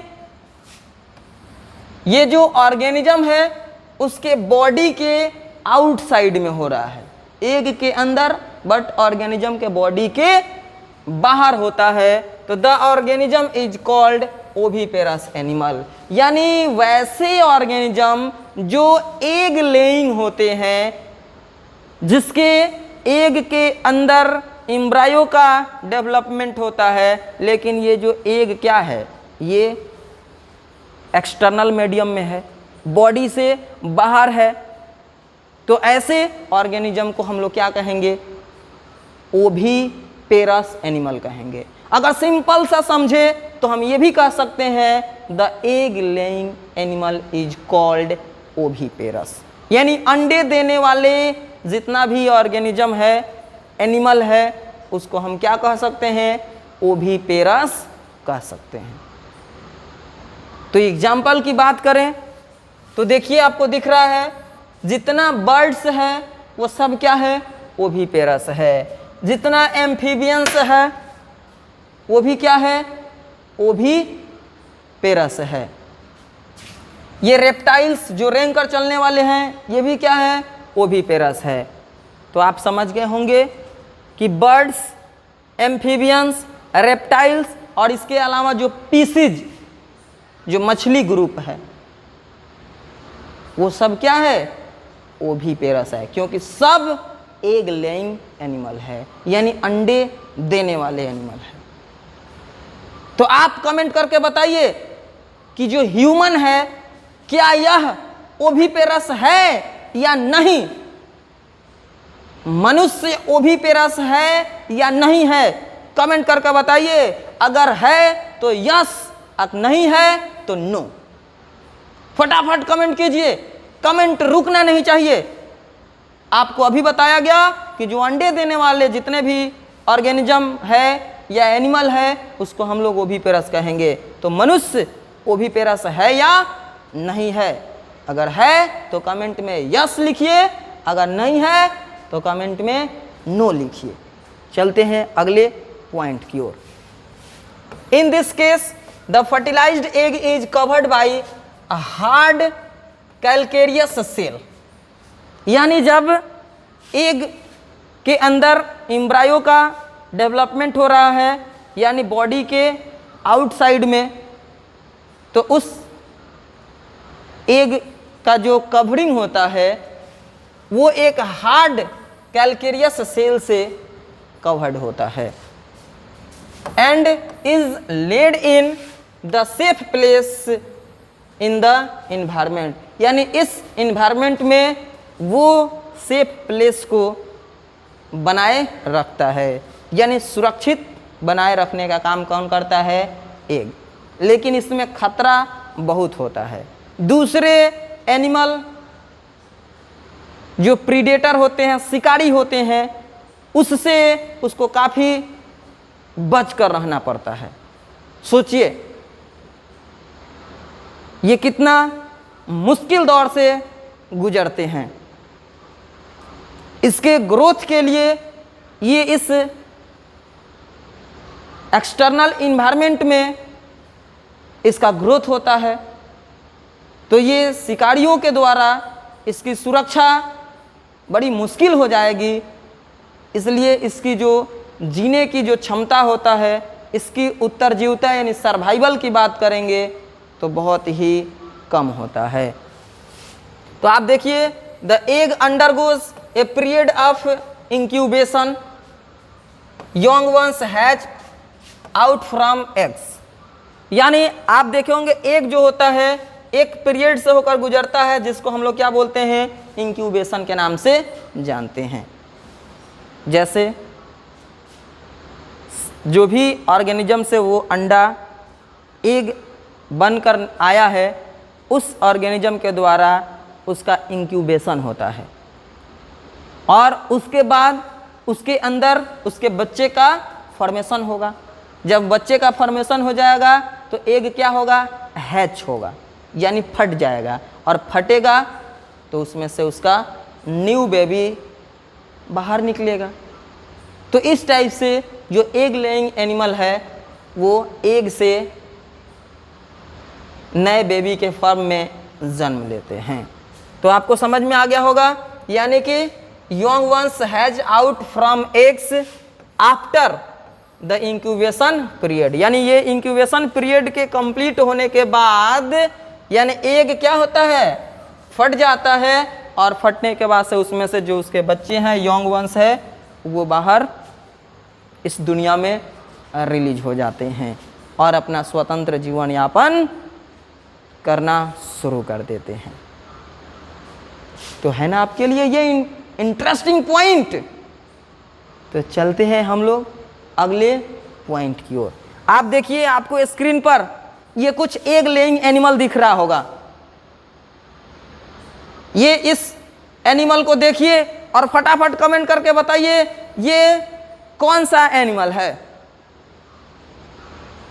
और आपको यहाँ पे ये जो स्क्रीन पर एनिमल दिख रहा है ये बहुत ही डेंजरस है। ये ब्लैक कोबरा है जो एक बार काट लेगा तो वो पानी पीने का भी समय नहीं देता है, सीधे दुनिया से बुलावा आ जाता है यमराज के पास से। तो आप समझ रहे हैं ना ये कितना डेंजरस है। ये अंडा देता है, इसको हम लोग क्या बोलेंगे, ओविपेरस एनिमल कह सकते हैं।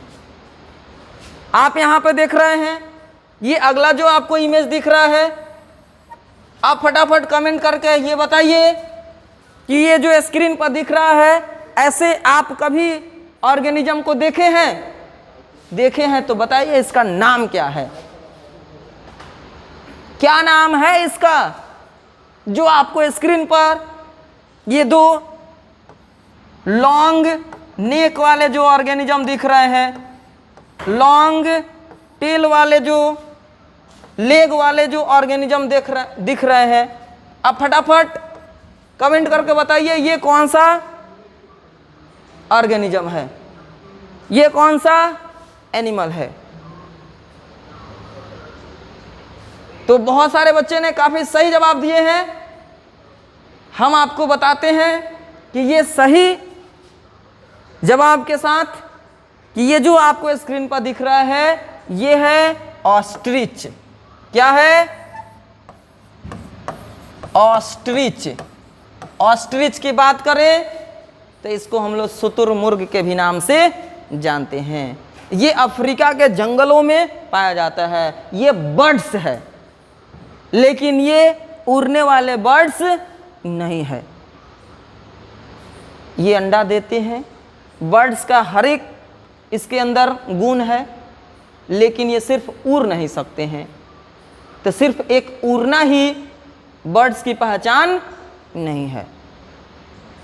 तो आप समझ गए होंगे कि ये ऑस्ट्रिच क्या है, एक बर्ड है और इसका जो एग होता है सबसे बड़ा होता है। आसपास जो भी ये ऑर्गेनिज्म है जो एग लेइंग एनिमल है उन सब के एग से सबसे बड़ा एग किसका होता है, तो ऑस्ट्रिच का होता है। तो चलते हैं अगले पॉइंट की ओर। देखिए आपको स्क्रीन पर कितना खूबसूरत सा बेहतरीन सा डिजाइनिंग दिख रहा है। आप इसको देखकर डर तो नहीं रहे हैं ना? अरे डरने की क्या बात है, हम इतना मेहनत करके पढ़ रहे हैं तो इसमें डरना क्या है। अच्छा, हम ये इसकी बात नहीं कर रहे हैं, हम तो बात कर रहे हैं इस क्वेश्चन की। आपको क्वेश्चन देखकर डर तो नहीं ना लग रहा है? समझ रहे हैं? आप क्यों डरिएगा, आप तो हमारे साथ जुड़े हुए हैं, तो डरने की कोई आवश्यकता नहीं है। तो देखिए, विच of the following is oviparous.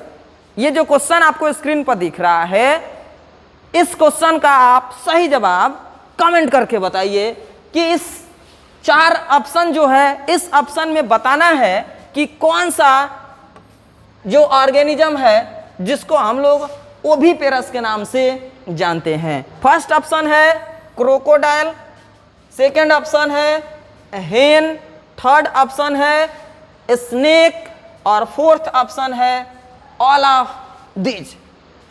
तो फटाफट कमेंट कीजिए और बताइए कि ये जो स्क्रीन पर क्वेश्चन दिख रहा है, इस क्वेश्चन का सही जवाब क्या होगा।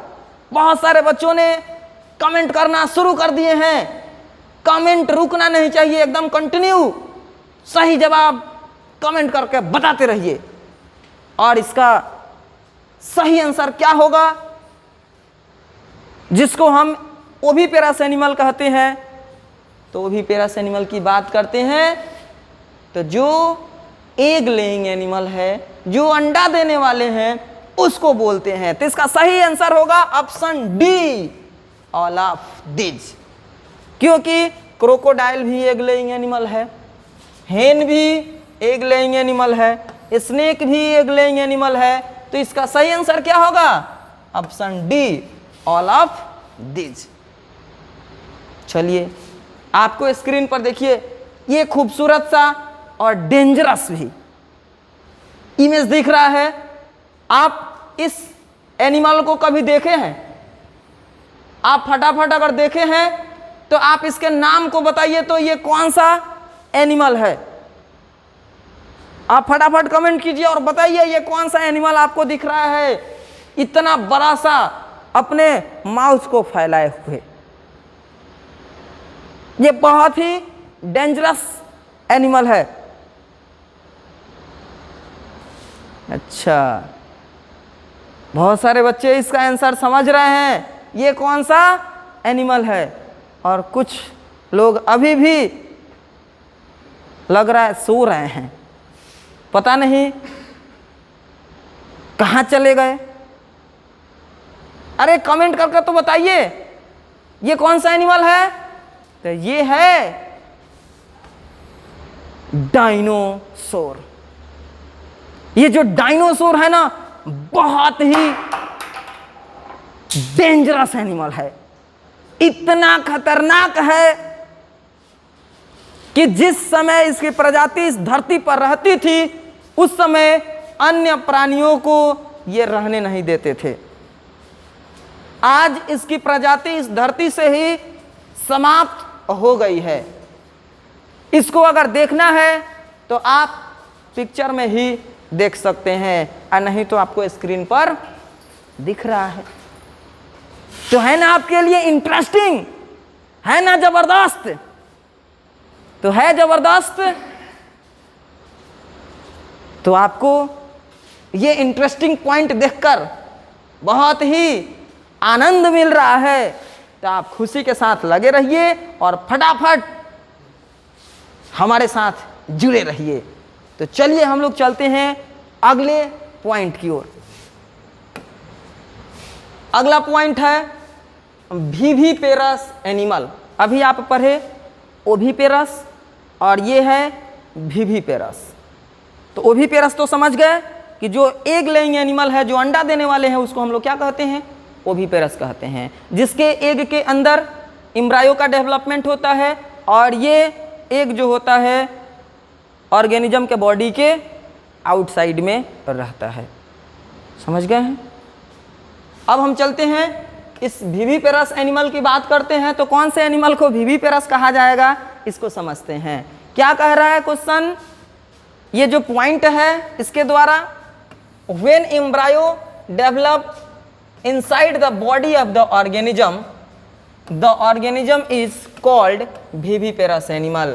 यानी वैसे ऑर्गेनिज्म जिसके अंदर एम्ब्रायो का जो डेवलपमेंट होता है उसके बॉडी के अंदर होता है, तो वैसे ऑर्गेनिज्म को हम लोग विविपेरस एनिमल के नाम से जानते हैं। यानी जिस ऑर्गेनिज्म में एम्ब्रायो का डेवलपमेंट उसके इंटरनल बॉडी में होता है, यानी उसके रिप्रोडक्टिव ऑर्गन के अंदर होता है, तो वैसे ऑर्गेनिज्म को क्या कहेंगे? विविपेरस एनिमल कहेंगे। इसमें एग्जाम्पल की बात करते हैं तो मैमल्स आता है। क्या आता है? मैमल्स। मैमल्स की बात करें तो जो सीधे यानी डायरेक्ट बच्चे को जन्म देने वाले जो भी ऑर्गेनिज्म है, जो भी एनिमल है, उस सबको हम क्या कहेंगे? मैमल्स कहते हैं। तो मैमल्स ही क्या है? विविपेरस एनिमल्स है। तो आप समझ रहे हैं ना? ओविपेरस एनिमल कौन कौन है?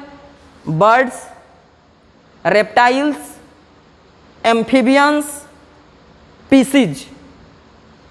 ये जो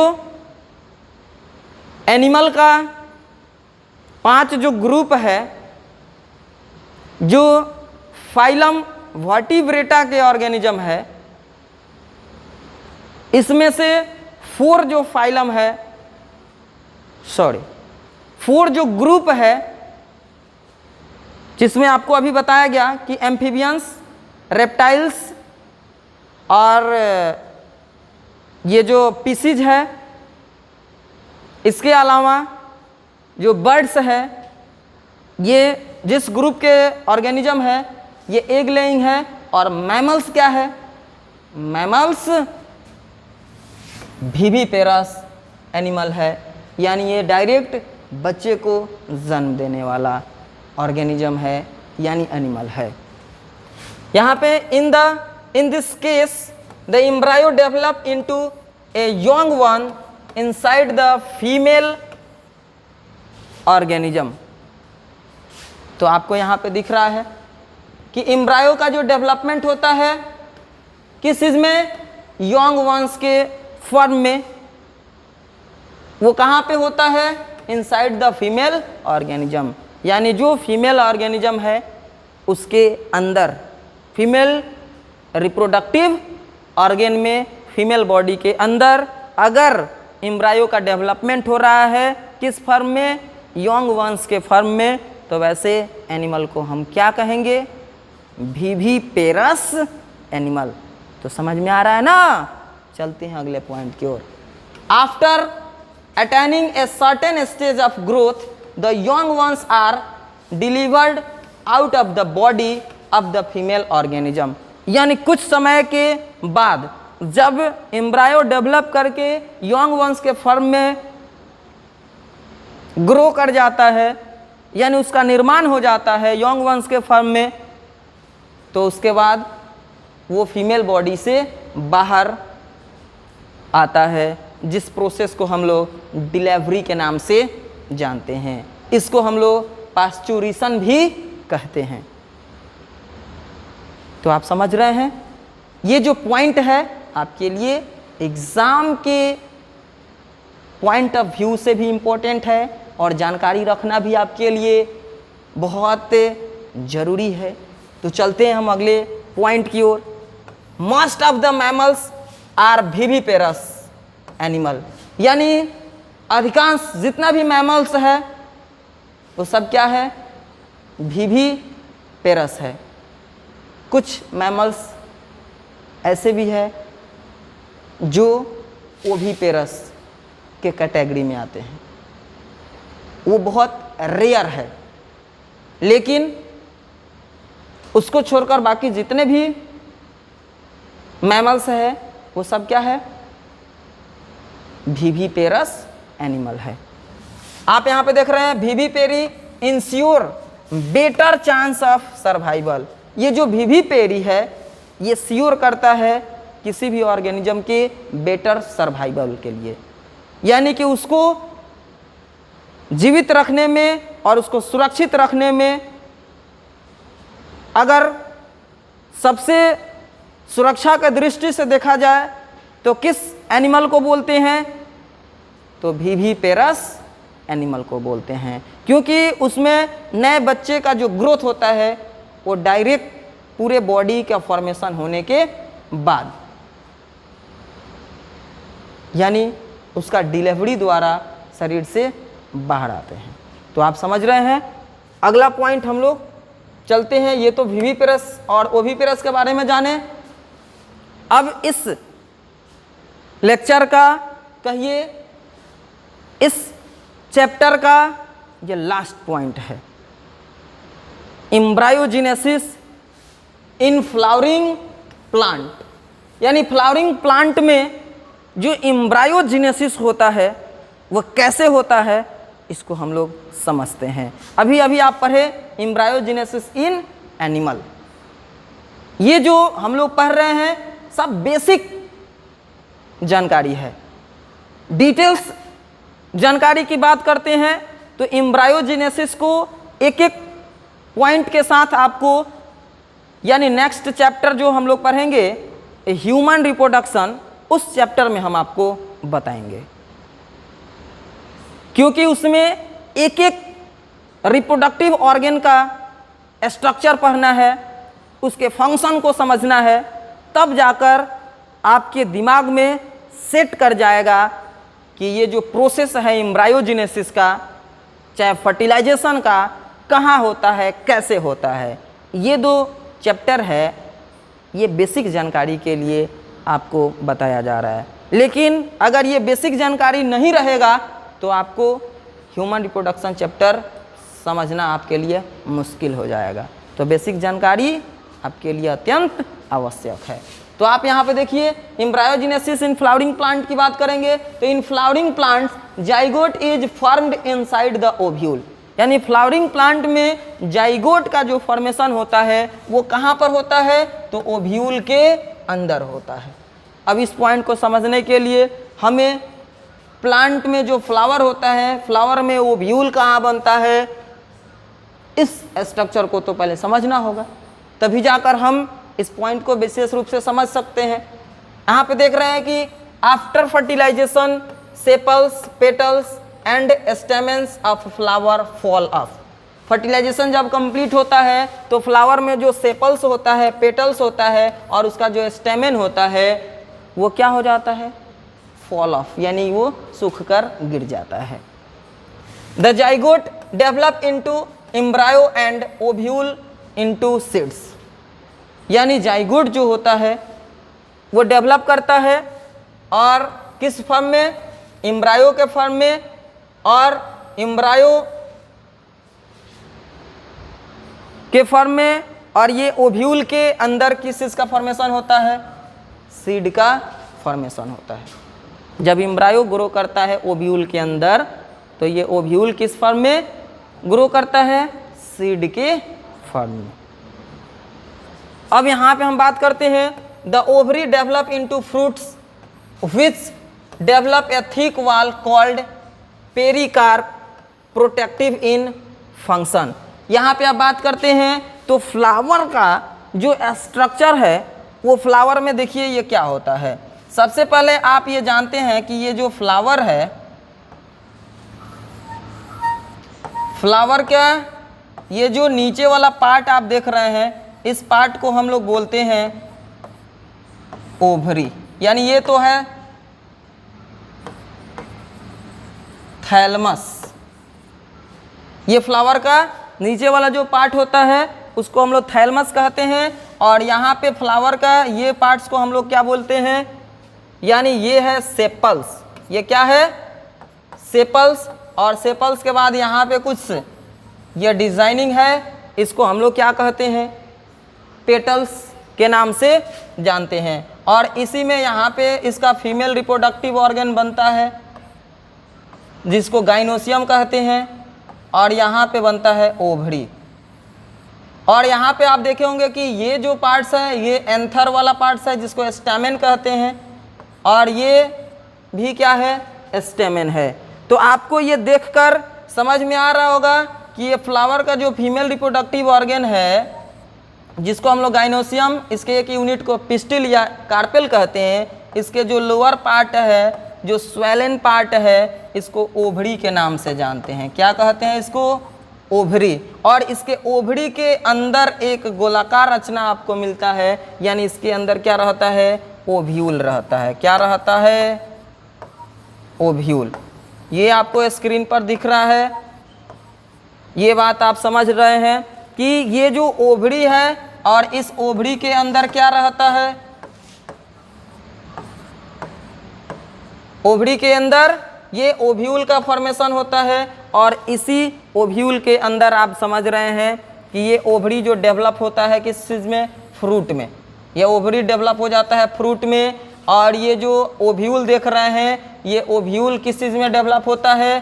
सीड के फॉर्म में डेवलप हो जाता है। और इसी ओव्यूल के अंदर जो जाइगोट है वो एम्ब्रायो के फॉर्म में डेवलप हो जाता है। यानी जब ये फर्टिलाइजेशन कंप्लीट हो जाता है तो ये फ्लावर का ये जो पार्ट है, जिसको हम लोग क्या कहते हैं? सेपल्स के नाम से जानते हैं, ये सूखकर गिर जाता है। इसके अलावा इसको हम लोग पेटल्स के नाम से जानते हैं, ये भी क्या होता है? सूखकर गिर जाता है। यानी ये जो देख रहे हैं स्टेमेन है, स्टेमेन के इस पार्ट्स को हम लोग क्या कहते हैं? एंथर। इसी के अंदर पोलन ग्रेन बनता है और ये स्टिग्मा पर पहुंचता है और स्टिग्मा से होते हुए पोलन ग्रेन मेल गैमेट को लेकर इसके ओव्यूल के अंदर पहुंचकर और उसके अंदर फर्टिलाइजेशन की क्रिया को कंप्लीट कराता है। तो ये सभी जो आप प्रोसेस है, इस प्रोसेस के बारे में हम लोग सेकेंड चैप्टर में पढ़ेंगे, जिस चैप्टर का नाम है sexual reproduction in flowering plant.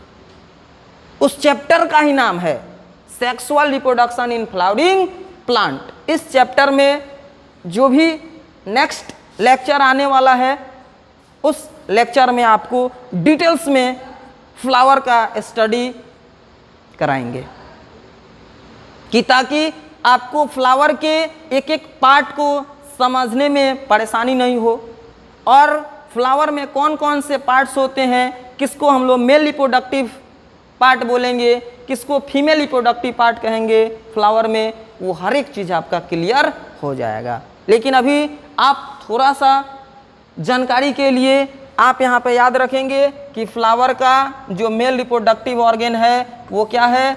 Stamen यानी एंड्रोसियम है। यानी ये तो एक को स्टेमेन बोलेंगे और एक से ज़्यादा स्टेमेन के ग्रुप को हम लोग क्या कहेंगे?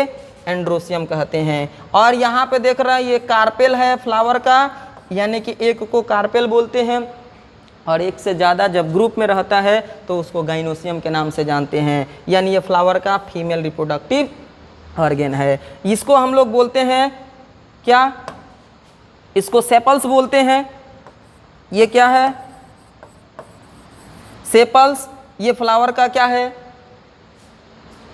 प्रोटेक्टिव ऑर्गन कह सकते हैं, एसेसरी ऑर्गन है या हेल्पिंग ऑर्गन है। ये रिप्रोडक्शन में पार्टिसिपेट नहीं करता है। रिप्रोडक्शन में पार्टिसिपेट करने का काम किसका होता है? ये स्टेमेन का और कार्पेल का। तो आप यहाँ पे देख रहे हैं ना, इसके अंदर ओवरी से फल बन जाता है और इसके ओव्यूल से उसका बीज यानी सीड बन जाता है। और एम्ब्रायो अगर पूछा जाए कि एम्ब्रायो कहाँ पर बनता है, तो याद रखेंगे सीड के अंदर एम्ब्रायो का फॉर्मेशन होता है। तो आपको बेहतरीन ढंग से समझ में आया? तो आप इसको स्क्रीनशॉट ले लीजिए कि ताकि आपको हर एक पॉइंट याद रहे। अब हम चलते हैं अगले पॉइंट की ओर। आप यहां पे देख रहे हैं कि after dispersal seed germinate under favourable condition to produce new plant. यानी जब सीड बन जाता है तो सीड का जब डिस्पर्सल होता है, यानी कि जहाँ पे सीड बना है वहाँ से वो चारों तरफ जब बिखरता है तो वो फेवरेबल कंडीशन उसको मिलेगा, वहाँ से वो वाटर को एब्जर्व करेगा, उसका जर्मिनेशन होगा और जर्मिनेट होकर वो नए प्लांट के फॉर्म में ग्रो करेगा। तो है ना आपके लिए इंटरेस्टिंग पॉइंट। इसके पहले आप यहाँ पे आप देखे थे कि जो फ्रूट का जो थिक वाल होता है, यानी आप फल को देखे होंगे, एक मोटा पार्ट होता है जो सीड के बाहर से कवरिंग रहता है, उसको हम लोग क्या बोलते हैं? पेरिकार्प के नाम से जानते हैं, जो प्रोटेक्टिव इन फंक्शन, यानी अंदर जो सीड बना है उस सीड को प्रोटेक्ट करता है। हम लोग जो ये फल खाते हैं, आम हो गया चाहे लीची हो गया, ये हमारे खाने के लिए वो थोड़ी बना है। उस प्लांट को क्या पता है कि आप हमारे फल को खाइएगा। हम तो इसको खोज किए हैं, उसको चख कर देखे हैं, अच्छा लगता है, हमारे शरीर को बहुत सारे न्यूट्रिएंट्स प्रोवाइड करता है, हम उसको खाकर अपने आप को एनर्जेटिक फील करते हैं, इसलिए ना हम उसको खाते हैं। वो थोड़ी जानता है कि आप उसको खा रहे हैं। ये फल क्यों बना है? उस सीड की सुरक्षा करने के लिए नेचर के द्वारा उसको बनाया गया है कि ताकि सीड उस फल के अंदर सुरक्षित रह सके, और उस सीड से आगे उसको क्या करना है? नए प्लांट का निर्माण करना है, यानी वो प्लांट का निर्माण करना है जिस स्पेसीज का वो है, उसके कंटिन्यूटी को इस धरती पर बनाए रखना है। तो इस उद्देश्य से वो सीड को क्या करता है? सुरक्षित रखता है, प्रोटेक्ट करके रखता है। लेकिन हम लोगों को उसका फल अच्छा लगता है, बहुत सारा पौष्टिक तत्व उससे मिलता है, न्यूट्रिएंट्स प्रोवाइड करता है, इसलिए हम लोग उसको खा लेते हैं। तो आपको भी अगर फल खाना है तो आप भी खाइए, कौन रोक रहा है आपको? हम चलते हैं अगले पॉइंट की ओर। अगला पॉइंट, ये आपके स्क्रीन पर क्वेश्चन दिख रहा है। ये क्वेश्चन जो आप स्क्रीन पर देख रहे हैं, फटाफट कमेंट करके बताइए तो इसका सटीक और सही जवाब क्या होगा। क्वेश्चन क्या है? विच of the following is correct sequence, यानी कुछ सीक्वेंस दिया गया है प्रोसेस का। तो आप देख रहे हैं स्क्रीन पर बहुत ही जबरदस्त और शानदार क्वेश्चन दिख रहा है। इस क्वेश्चन को देखिए और इसके ऑप्शन को भी देखिए, और इस ऑप्शन में जो करेक्ट ऑप्शन है उसको फटाफट कमेंट करके बताइए कि इस क्वेश्चन का सही जवाब क्या होगा। हम आपको क्वेश्चन समझा देते हैं कि ये क्वेश्चन क्या कहना चाह रहा है। क्वेश्चन है विच of the following is correct sequence, यानी स्क्रीन पर जो ऑप्शन का सीक्वेंस है इनमें से बताना है कि कौन सा ऑप्शन में जो प्रोसेस का सीक्वेंस है वो करेक्ट है। फर्स्ट ऑप्शन आपको दिख रहा होगा, इसमें कुछ प्रोसेस का सीक्वेंस दिया गया है जो सेक्सुअल रिप्रोडक्शन में होता है। जैसे आपको पता है ये है गैमेटोजेनेसिस, उसके बाद होता है सिंगेमी जिसको फर्टिलाइजेशन के नाम से जानते हैं, उसके बाद है जाइगोट का फॉर्मेशन होता है, उसके बाद एम्ब्रायोजेनेसिस की प्रक्रिया होती है। अब हम लोग चलते हैं सेकेंड ऑप्शन में। ये कह रहा है कि फर्स्ट में सिंगेमी होती है, सेकेंड में गैमेटोजेनेसिस होती है, थर्ड में प्रोसेस होती है जिसमें जाइगोट का फॉर्मेशन होता है, उसके बाद अंत में एम्ब्रायोजेनेसिस होती है। आपको ये ऑप्शन का सीक्वेंस ध्यान से देखना है और समझकर जो सही सीक्वेंस दिख रहा होगा जिस ऑप्शन में, उस ऑप्शन को फटाफट कमेंट करके बताइए। ये सी नंबर जो ऑप्शन है इसमें देखिए फर्स्ट वाला प्रोसेस है कि गैमेटोजेनेसिस होता है, उसके बाद सिंगेमी होता है, उसके बाद एम्ब्रायोजेनेसिस होती है, और एम्ब्रायोजेनेसिस के बाद जाइगोट का फॉर्मेशन होता है। क्या ये ऑप्शन सही है तो भेजिए, नहीं है तो फिर अगले ऑप्शन की ओर चलते हैं। फर्स्ट में जाइगोट का फॉर्मेशन होता है, उसके बाद एम्ब्रायोजेनेसिस का फॉर्मेशन होता है, उसके बाद सिंगेमी होता है, और लास्ट में गैमेटोजेनेसिस की प्रक्रिया होती है। तो फटाफट कमेंट करके मुझे इसका सही जवाब बताइए कि इसका सही जवाब क्या होगा। आप जानते हैं कि सेक्सुअल रिप्रोडक्शन जो प्रोसेस को कंप्लीट करने में, यानी 3 इवेंट्स जो बताया गया था, उसी इवेंट्स के दौरान ये सभी प्रोसेस कंप्लीट होता है। आप जानते हैं कि सबसे पहले गैमेट का फॉर्मेशन होता है जिसको गैमेटोजेनेसिस कहते हैं। उसके बाद गैमेट का ट्रांसफ़र होने के बाद, यानी उसका एक दूसरे से मेल गैमेट और फीमेल गैमेट का फ्यूजन होता है जिसको हम लोग फर्टिलाइजेशन के नाम से जानते हैं, जिसको सिंगेमी भी कहा जाता है। सिंगेमी कंप्लीट होने पर यानी जाइगोट का फॉर्मेशन होता है और जाइगोट से एम्ब्रायो का निर्माण होता है जिसको हम लोग एम्ब्रायोजेनेसिस कहते हैं। तो ये पॉइंट अगर आप समझ रहे होंगे तो फटाफट कमेंट कीजिए कि ये कौन सा सीक्वेंस सही है। तो इसका सही ऑप्शन है ए। तो आपको दिख रहा होगा कि सबसे पहले गैमेटोजेनेसिस की क्रिया होती है, गैमेटोजेनेसिस के बाद से सिंगेमी की क्रिया होती है यानी फर्टिलाइजेशन होता है। फर्टिलाइजेशन के दौरान जाइगोट का फॉर्मेशन होता है और जाइगोट बनने के बाद जाइगोट से एम्ब्रायोजेनेसिस होती है। तो हुआ ना ये सही। लेकिन जो लोग या जो भी बच्चे इस पिछले लेक्चर को नहीं देखे होंगे तो उनको ये सीक्वेंस को समझना बहुत कठिन है। लेकिन जो बच्चे कंटिन्यू सभी लेक्चर को शुरू से अंत तक देखते होंगे उन लोगों को ये सीक्वेंस को समझना बहुत आसान है। और वैसे बच्चे सही जवाब भी भेजे थे। तो हम लोग चलते हैं अगले पॉइंट की ओर।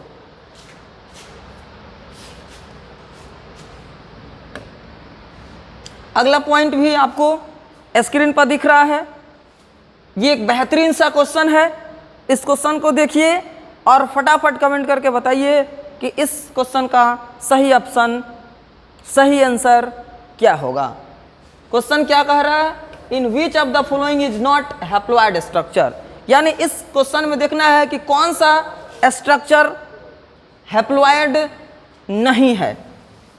फर्स्ट में ऑप्शन देख रहे हैं ओवम, सेकेंड ऑप्शन है स्पर्म, थर्ड ऑप्शन है जाइगोट और फोर्थ ऑप्शन है ऑल ऑफ दिस। तो आप इन सभी ऑप्शन को ध्यान से देखिए। ओवम होगा तो ओवम पे टिक आउट कीजिए, स्पर्म होगा तो ऑप्शन बी पर टिक आउट करना है, अगर जाइगोट होगा तो ऑप्शन सी पर टिक आउट करना है। तो फटाफट कमेंट कीजिए और बताइए कि इसका सही आंसर क्या होगा। क्वेश्चन क्या कह रहा है, in which of the following is not haploid structure. तो फटाफट कमेंट कर दीजिए। देखिए बहुत सारे बच्चे ने सही जवाब भेजे हैं, कुछ बच्चे अभी कंफ्यूज हो गए हैं। कंफ्यूजन के चलते वो समझ नहीं पा रहे हैं कि इसका सही जवाब क्या होगा।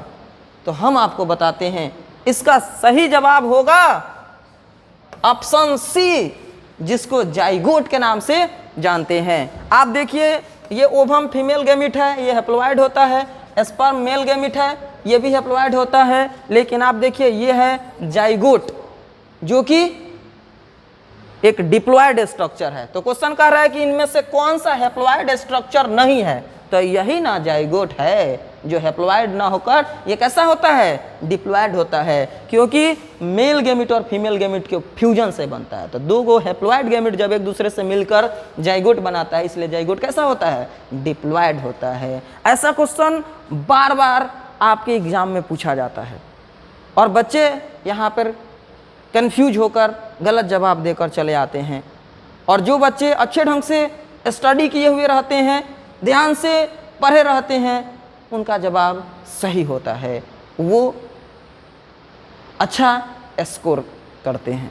तो चलते हैं हम लोग अगले पॉइंट की ओर। देखिए आपको स्क्रीन पर एक बेहतरीन सा क्वेश्चन दिख रहा है। इस क्वेश्चन को देखिए और फटाफट कमेंट करके इसका सही जवाब भेज दीजिए, भेजिए, एकदम आंसर का लाइन लगा दीजिए, क्योंकि ये जो सेशन है आपके एग्जाम के पॉइंट ऑफ व्यू से बहुत ही मस्त, शानदार और जबरदस्त है। ऐसा ये जो लेक्चर है काफ़ी बेहतरीन ढंग से अरेंज किया गया है, यानी इसके साथ साथ क्वेश्चन को भी डिजाइनिंग किया गया है कि ताकि आप जो भी पढ़े हैं उसको क्वेश्चन के साथ आपको जोड़कर रखें। तो देखिए क्वेश्चन क्या कह रहा है, which species of the following is unisexual. आपको स्क्रीन पर दिख रहा है ये क्वेश्चन, ऑप्शन भी दिख रहा है, इसमें से बताना है कि कौन सा ऑप्शन जो है जिसमें बताना है कि यूनिसेक्सुअल है, यानी इन सभी ऑप्शन में से बताइए कि कौन सा स्पीशीज है जो यूनिसेक्सुअल है। फर्स्ट ऑप्शन है कॉकरोच, सेकंड ऑप्शन है अर्थवर्म, थर्ड ऑप्शन है स्पॉन्ज और फोर्थ ऑप्शन है टेपवर्म। तो आप फटाफट कमेंट कीजिए और बताइए कि इसमें कौन यूनिसेक्सुअल है। यूनिसेक्सुअल कहने का अर्थ है मेल रिप्रोडक्टिव ऑर्गेन अलग ऑर्गेनिज्म में, अलग बॉडी में, और फीमेल रिप्रोडक्टिव ऑर्गेन अलग बॉडी में होता है, यानी मेल अलग और फीमेल जब अलग होता है तो ऐसे ऑर्गेनिज्म को क्या कहते हैं, यूनिसेक्सुअल कहते हैं। तो फटाफट बताइए कौन सा इसका सही जवाब होगा। तो इसका सही ऑप्शन ए कॉकरोच, ये क्या है, यूनिसेक्सुअल ऑर्गेनिज्म है क्योंकि मेल कॉकरोच अलग होता है और फीमेल कॉकरोच अलग होता है, तो हुआ ना यूनिसेक्सुअल। अर्थवर्म की बात करते हैं तो ये तो बाइसेक्सुअल है, स्पॉन्ज की बात करेंगे ये भी क्या है, बाइसेक्सुअल, और टेपवर्म की बात करेंगे ये भी क्या है, बाइसेक्सुअल, क्योंकि दोनों रिप्रोडक्टिव ऑर्गन एक ही शरीर में प्रेजेंट रहता है। लेकिन कॉकरोच में मेल कॉकरोच अलग होता है, फीमेल कॉकरोच अलग होता है, इसलिए ये क्या है, यूनिसेक्सुअल है। तो आप लोगों को ये सेशन कैसा लगा कमेंट करके बताइए, बेहतरीन लगा ना, आपको आनंद आया ना? हाँ, तो चलते हैं आगे की ओर। आपका इंतज़ार समाप्त हुआ, काफ़ी देर से आप लोग इस लेक्चर को देख रहे हैं और इस चैनल से जुड़े हुए हैं, और जो अंत तक बना रहता है उसको बेहतरीन ढंग से हर एक पॉइंट की जानकारी अच्छे ढंग से मिलता है। हम उम्मीद करते हैं कि हमारा ये जो लेक्चर लास्ट लेक्चर था ये क्या है, चैप्टर को अंत करता है।